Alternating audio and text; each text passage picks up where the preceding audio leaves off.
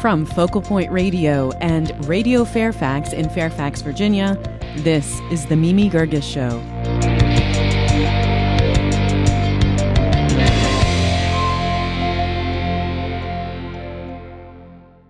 Qasim Rashid was born in Pakistan and immigrated to the United States with his family as a boy. He's Muslim, but he's the wrong kind of Muslim. Qasim prays, fasts, and reads the Quran just like any other Muslim, but he's an Ahmadiyya Muslim, and according to many Muslims around the world, and especially in his native Pakistan, he's not only not a Muslim, he's an apostate and should be killed. The Pakistani government openly persecutes or turns a blind eye to murders and rapes of not only Ahmadiyya Muslims, but also Christians, Hindus, Shia Muslims, atheists.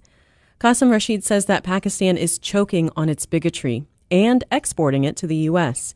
He's written about religious persecution in Pakistan and the very brave people standing against it. His book is called The Wrong Kind of Muslim, and he joins me in the studio. Qasim, welcome to the program. Oh, great to be here, Mimi. Thank you for having me. So Americans are just getting to understand the difference between Sunnis and Shias. What is an Ahmadiyya Muslim? What do they believe, and how is it different? The Ahmadiyya Muslim community are Sunni Muslims, and we're generally differentiated as Muslims who believe in the Messiah, Mirza Ghulam Ahmad of Qadian. We believe that Mirza Ghulam Ahmad was that Messiah that was foretold by the Prophet Muhammad, by the Quran, by the Bible. So this dogmatic difference has ended up resulting in causing some vicious persecution against the Ahmadiyya Muslim community. And that is really the singular difference. So Qasim, let me clarify. I have the verse from the Quran. This is 61:6, and I'll just read it real quick. It says, "And remember, Jesus, the son of Mary, said, 'O children of Israel, I am the apostle of Allah sent to you, confirming the law which came before me, and giving glad tidings of a messenger to come after me, whose name shall be Ahmad.'"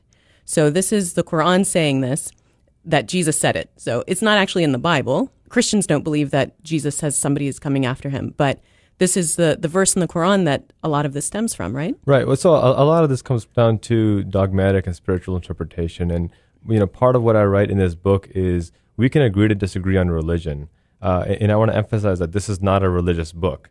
And it's a misnomer, because you would think a book titled The Wrong Kind of Muslim is a religious book. But on the contrary, the whole point is we can have our Christian beliefs and Muslim beliefs and Shia beliefs and Ahmadi beliefs and Sunni beliefs, Hindus, atheists, agnostics. That's all secondary to this fundamental principle that as human beings we are equal and we must have universal freedom of conscience. And that we can live in peace all together. Exactly. So just give us some context about how many Ahmadiyya Muslims are there in the world? So worldwide, somewhere between 18 and 20 million. Census counts are more difficult in countries like Pakistan. In much of the Arab world, the Ahmadiyya Muslim community is growing rapidly. There are countless Arab Ahmadiyya Muslims, but again, due to the persecution, it's difficult to have a census count simply because you identify yourself, suddenly you're arrested, you're persecuted, you're boycotted, you're murdered. Largest concentration, though, is in Pakistan. No, actually, the largest concentrations are equal in Pakistan as well as in several African countries. Nigeria, Ghana, Sierra Leone, Ivory Coast. Pew recently did a survey that found that there were about 8 to 10 million Ahmadiyya Muslims in that area. And it started about when? The Ahmadiyya Muslim community was founded by Mirza Ghulam Ahmad in 1889 in a small village called Qadian, which is in now modern-day India. It was in India then as well. And since then, it has spread to over 200 nations worldwide. We run over 15,000 mosques. And in addition to that, we make a concerted effort on humanitarian service. So we run about 600 secular educational institutions, several dozen hospitals worldwide offering free medical care to anyone who needs it, regardless of background. Your book opens with an attack on an Ahmadiyya mosque in Pakistan. What happened? This was on October 7th, 2005, and this was really the motivation that made me realize this is a story that needs to be told. 3 terrorists walked into a mosque at morning prayer, Fajr prayer, and basically shot up and killed 8 Ahmadi Muslims, injuring over 20 more, and left without a single bit of resistance. The police were nowhere to be found. And when I visited this mosque a few weeks later and saw the blood-splattered walls and the bullet holes and the graves and the people still crying and weeping for their departed, I realized that not only is this a very personal story to me, but this is a direct reflection of the extremism growing in Pakistan and affecting international security. And the scariest part, though, was how few people were really aware of this danger and what people are doing to stop it from spreading. Few people in Pakistan or in the United States? Both. In Pakistan, the silent majority, unfortunately, is either in denial or completely unaware due to the persecutory and laws that censor any freedom of expression. And in the United States, I think there's a lot of misunderstandings of what is and is not going on in Pakistan. One thing I want to point out is this book is not just about what is going wrong in Pakistan or what is going wrong in the world. It's also about what is going right. And the subtitle of the book is An Untold Story of Persecution and Perseverance. And I can't emphasize that enough because there are millions of people fighting back against this extremism, turning the tide, but they can't do it alone. We need more people to join in. But how can they fight against this? I mean, it's incredibly dangerous for anybody in a minority religion in Pakistan. So what do they do? You're absolutely right. And this is where I think it's important to unite despite our religious differences. And that's the call that I make in this book, that whether we're Christian, Muslim, Hindu, Shia, this is all secondary to the fact that we're all equal human beings. And until and unless we recognize this and unite against this common enemy of extremism, of oppression of conscience, we're going to continue to suffer. And in the book, I list out several different ways. One is simply by spreading this message that this persecution and this oppression exists. Look, we can't cure a cancer unless we recognize that a cancer exists. Pew had a phenomenal survey a couple of years ago that showed that 5.25 billion people worldwide live under some kind of religious oppression. Billion, not million. Very few people are even aware of this. If you live in a world where... So religious freedom is more the exception than the rule. That's exactly what it is. My point is. And the fact that those who are living in a free mind are unaware of the fact that they're the exception, I think is the first problem. So we need to change that. Once we do that, then we can start having movements, grassroots movements, political movements, UN movements towards repealing discriminatory laws and stopping the extremism at its root rather than just trying to cover it up with aid and things like that. Qasim Rashid is an attorney and author. He's in the studio with me. His book is called The Wrong Kind of Muslim, An Untold Story of Persecution and Perseverance. Pakistan was created in 1947. It was partitioned from India, and it was supposed to be a secular democracy. Something went horribly wrong. It did. And when you look at the founding father, Muhammad Ali Jinnah, and you look at his statements, his declarations of what Pakistan was going to be, in fact, in a radio address to the United States, no less, he made very clear that Pakistan would not be a theocracy to be ruled by priests with a divine mission. That's an exact quote. And what we saw happen in Pakistan is you had a mixture of mosque and state. You had extremist clerics infiltrate the government, not by some creeping or some side standard, but head on, and the government folded. This is a very open, very public thing. There's nothing secret about it. Why, though? Oh, well, I think this is what happens when you have a government that has a lack of justice, a lack of accountability, a lack of decency to it. And it goes back to Zulfikar Ali Bhutto, whose daughter, Benazir Bhutto, is highly admired, and I think rightfully so. But her father did a grave injustice. He allowed mosque and state to mix, and not a decade later, it allowed dictator Zia to come into power, who, by the way, was fully supported and funded by the U.S. government, to which we even admit today. And dictator Zia instituted laws like death for blasphemy, prison sentences for speaking out against the government or against a religion in a manner he didn't approve of. And Ahmadiyya Muslims were declared non-Muslims. They were apostates. Bhutto declared us non-Muslims. Zia took it one step further and said, if they insist on declaring themselves Muslims, throw them in prison. And if they blaspheme Prophet Muhammad, kill them. And I want to emphasize that, it's easy to blame Pakistan or Pakistanis for this. But Zia was someone, again, supported by our government, which is unfortunate because as the United States, as an attorney, as someone who loves our Constitution and upholds our laws, any number of international laws and domestic laws were broken with that and are still being broken with that. What does blasphemy really mean in that sense? In the sense of a normal person, it means whatever you want it to mean, right? Because it's such an amorphous and mushy word. It can be anything. Whatever is blasphemous to you might be sacred to me. In Pakistan, they've defined blasphemy as anything that offends the Sunni Muslim majority. And it could be anything. It could be anything. Right now, Asya Bibi, a Christian mother of 4, languishes in a putrid Pakistani prison because she was accused of blasphemy. Notwithstanding how ludicrous it is to send someone to prison for alleged blasphemy, there was no evidence given, there was no due process, there was no trial, but yet she sits in prison for this alleged claim of blasphemy, and there's zero And I can't emphasize this enough. There is zero support from the government to get her out of this horrible situation. But why did the Pakistani people accept this? I mean, weren't they also becoming radicalized? Well, I think it goes back to the slow process by which these things happen. One thing I love about our U.S. history is, though there have been some seriously dark chapters, and in many ways there are some, we see a consistent trend towards improvement. If you study Supreme Court decisions in the 1800s, you find case after case where the Supreme Court said that slavery is a Christ-ordained mission and we must uphold slavery. But as we recognize that this was a ludicrous way to have a set of laws, we extracted religion, or that extremist interpretation of religion, from our laws and maintain a more secular, justice-based standard. Pakistan has slowly gone the opposite way. The first 20 to 30 years, there was a secular-based administration. Once you started defining who and who was not a Muslim, extremists gained more power, more influence, and then supported a dictator who perpetuated that and made it even worse than it is already. The Wrong Kind of Muslim is the name of the book that we're discussing. Qasim Rashid is in the studio with me. He's an attorney and author. Gallup poll says that 78% of Pakistanis approve of death for apostates. So if anybody leaves Islam, they should be killed. This is a frightening statistic, and this is something that I discuss at length in the book. And I liken this mentality to that of a rapist. And it sounds harsh to say at first, but it's in fact true, because a rapist is somebody who says, my needs supersede that of anyone else's, and I will do whatever I need to do to fulfill those needs. These people who believe you should kill someone for leaving a faith essentially say, my beliefs supersede your beliefs, and I will do anything I need to do to make sure that you know that. It's a very dangerous ideology, and it's unfortunately one that has ingrained itself in too many Pakistanis. You say that, quote, an ideology that compels itself on others is a dying ideology. Is radical Islamism dying? I think ultimately, violence begets violence and it destroys itself.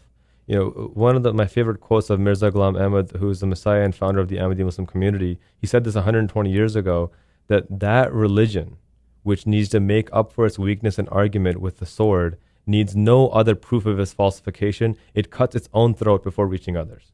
So as destructive as this radicalism actually is, it is not a sustainable model. It simply is not a sustainable model. And I think once we see the types of people that I discuss in this book who are fighting back and who are winning with compassion, with love, with education, we'll recognize that slowly but surely this tide is turning, but we need more people behind it. Why do you think radical Muslims are so afraid of other faiths? Well, I think it's not just radical Muslims. I think it's just radicals in general, right? I mean, radicals by definition don't think rationally and have a convoluted, myopic view of the world. But I'm thinking especially your cousin Daniel, who was, I guess he was proselytizing Ahmadiyya Islam, and he was arrested. He was tortured. These are Pakistani police officers. Yep. These were not some mob. Sure. They were saying, who are you talking to? Who are the converts? What are they afraid of? Well, in fact, Daniel was simply preaching in the mosque. He wasn't even going out and proselytizing. I don't even think they know what they're afraid of. I think it comes back to ignorance as a powerfully destructive weapon, and you combine that with arrogance, and you can guarantee destruction as well. Look, in Pakistan, Ahmadi Muslims are not allowed to so much as say Assalamu alaikum without being arrested. I had somebody because they're acting like Muslims. Because we're acting like Muslims. I had somebody once tell me that Ahmadis aren't Muslims because we don't call the azan in Pakistan. And I said, you ignorant person, do you not realize we'll be arrested for calling the azan? So this is how the worldview has completely shifted for some of these people. And it comes back to, you have an ignorant worldview, combine that with arrogance, it's a destructive combination no matter what religion you claim it follows. Qasim Rashid is in the studio with me. He's the author of the book called The Wrong Kind of Muslim, An Untold Story of Persecution and Perseverance. Qasim, let's talk about your background. You were raised in the United States, and as a teenager, you had your faith questioned by a Christian coworker, and you went back to your dad, and you said, Dad, these are the questions. What's the answer? Yeah, this was one of the life-changing moments of my childhood that at the time I didn't realize it, but now as I reflect, I see the chain of events that happened. Essentially, a Christian evangelical coworker tore my beliefs to shreds, and I didn't know whether I was looking up or down or left or right. And I went to my father, who's a theologian. He teaches at an Islamic seminary in Toronto now. And I thought, great, my dad can, answer these questions, bada bing, bada boom. I can knock him out and be on my way. And my father did something very peculiar. He looked at me dead in the eye and he refused to answer any of my questions. And at the time, it didn't make sense. At the time, I was even more angry that this is ridiculous. What if I convert to Christianity? I threatened him that what if I convert to Christianity? And he calmly responded, hey, if that's where you find your peace, knock yourself out. You have your own mind. You have your own brain. Go figure it out. You're not a robot to be programmed.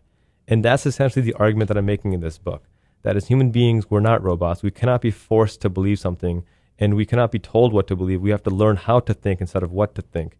And I think that's a message that people of all faiths can unite behind.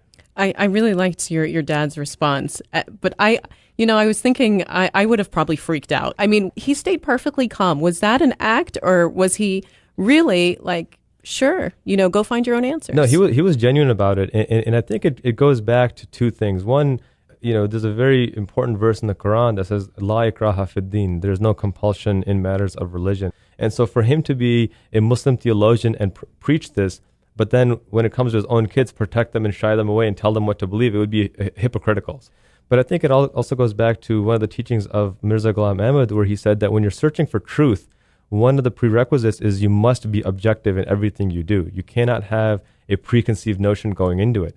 This is something that my grandfather did when he was searching for his peace, something that my father went through, and something that I stumbled into and kind of got pushed through. It's kind of ironic to say that he forbade me from believing something simply because he believed, but he forced me to believe on my own, which is kind of an interesting concept, that he compelled me to not be compulsive. And you become much more faithful because you believe it for yourself, not because somebody else taught you. Well, that. I think in the long run, you become more certain of what your identity is. And I think one of the problems we see with some of these radicals and extremists is they don't have an identity, so they just do what they're told. When you have an identity, when you have something that you can stand up for, something you can be proud of, then you cannot be radicalized, or you're much more difficult to radicalize because you have an anchor that keeps you grounded and keeps you focused.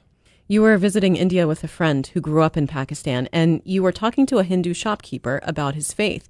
And your friend got very anxious and told you to stop. Why? Well, at the time, I thought he was being very paranoid. In fact, I got extremely annoyed. I remember being very annoyed at him, and I don't express this in the book as well as I should have, but I remember being very annoyed with him that we're in India, we're actually in Qadian, in the town where the promised Messiah was born. If there's any place in the world where I can express my faith freely, it should be here, theoretically. But he was panicking because he thought I was evangelizing to this Hindu shopkeep, and he thought that it could get me in trouble. Now, at the time, I thought he was being ridiculous, that somebody would actually come from Pakistan to spy on us and try to harm us or kill us. But upon returning to Pakistan and upon understanding firsthand some of the vicious tortures, police tortures, kidnappings, murders, rapes that go on every single day before our eyes with zero prosecution, once I began to see that firsthand, I began to realize it wasn't paranoia, it wasn't a phobia, right? A phobia is an irrational fear. This was very much rational. And, I guess I stepped back and thought, would I have done the same thing had I been in his shoes? And frankly, to this day, I can't answer that question. I don't know. You say this, quote, in his mind, any discussion of religion in public was an invitation to be killed in cold blood. I shudder to think what a miserably oppressive reality it was.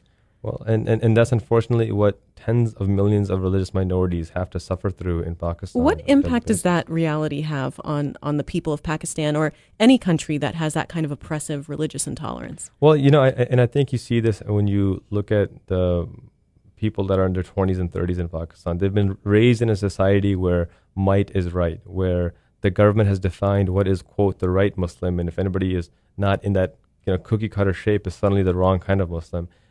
And you begin to live under a slave mentality. You begin to consider yourself as a second-class citizen, and without realizing it, you subjugate yourself. And I think that's probably one of the biggest tragedies that I've seen people, members of my own family, who unfortunately don't have the confidence that a human being should have simply because they're afraid of what might be knocking on their front door. And I want to make sure I don't sound condescending because it's a legitimate fear. It's a very legitimate fear. Because people do come knocking in the middle of the night. Absolutely. When you were in Pakistan, you tried to talk to some Christians. What happened? Well, the women ran away, which I guess is a reflection of my high school life. So, but really, I mean, they were justified. but They had no idea what you were up to. zero idea. You know, you heard me mention the story of Asya Bibi. Rimsha Masih is another Christian girl who was accused of blasphemy, and a mob came to try to kill her. She was, I think, developmentally and she was disabled as well. which only adds insult to injury, even more so. That a developmentally disabled child could be pursued to be killed because of an alleged blasphemy, which, by the way, it was proven to be a fabrication. So, you know, the Christian woman ran away simply because of that fear, and the Christian man, who was very gracious, very kind, when I asked him finally point blank, what can we do to help stop the persecution? His answer was one of the most painful things I've ever seen. The look in his eye was just of complete, you know, remorse and defeat. He just simply said nothing and walked away. And there was nothing I could do to get him to talk to me more and to change his mind. Are things changing in Pakistan, or do they continue to get worse? You know, I think right now we're in a situation where there are positive signs in Pakistan. You know, for example, for the first time in the nation's history, they had a peaceful democratic transfer of power from one democratically elected regime to another. That's definitely a plus, and I want to commend and recognize Pakistan for that. That being said, even that voting process was discriminatory, because Ahmadi Muslims now are the only religious minority in Pakistan who don't have free and fair voting. They have to either declare themselves to be apostates or declare Mirza Ghulam Ahmad to be an apostate before they're even allowed to vote. So if it would be like Catholics having to denounce the Pope before they were allowed to vote, or Hindus having to declare that they're not real Americans before they're allowed to vote. It's just a ridiculous, barbaric ritual that the Pakistani government requires. You had visited Pakistan in 2005, and then when you came back, you started to advocate religious tolerance, but then you got hate mail and death threats. Well, and I think it goes back to the mentality that's been developed of might is right. This draconian understanding that you can define what someone's religion is for them. The hate but mail, who was giving you death threats? So-called Muslims were giving me death threats for advocating for religious freedom, for advocating that there is a concept of pluralism in Islam. Why would that bother them? The same reason why 78% of Pakistanis think that you should kill somebody for leaving Islam. You know, you have an ignorance factor. One thing that has probably become very apparent by now is that because Ahmadi Muslims have their literature banned, are not allowed to hold public conferences, are not allowed to evangelize, not allowed to preach of any sort, there is immense misinformation traveling about Ahmadi Muslims. There are accusations that we eat pork, that we drink alcohol, that we make adultery halal or okay, that we worship our Messiah, that we do Hajj to a different place other than than Makkah. These ridiculous allegations. And that's nothing compared to what they say about Jews. Oh, exactly. And that's the other thing. Apparently, Ahmadis are agents of Israel as well. This is another ludicrous allegation that's going about. Now, as ludicrous as these are, they become aggravated when we're not allowed to respond to them and give the proper understanding, because if we do, suddenly it's blasphemy and we're thrown in prison. So when you have this ignorance combined with this hatred that's perpetuating and nothing to mitigate it, then the result for especially the younger generation that doesn't know or hasn't had the opportunity to learn is a very visceral and aggressive response. There have been Ahmadiyya Muslims here in the United States murdered for their faith. Absolutely. Yep. Do you worry about your safety? You know, His Holiness the Khalifa of Islam, Mirza Masroor Ahmad, visited the United States last May and gave a landmark lecture at the Montage Hotel in Hollywood. It was attended by the Lieutenant Governor of California, among several congressmen and congresswomen, about 300 faith leaders, dignitaries, professors. And he was asked the exact same question, that do you worry about your safety and security? Now, he's in exile from Pakistan, self-imposed exile. If he went back, they would try to kill him immediately. He lives in London.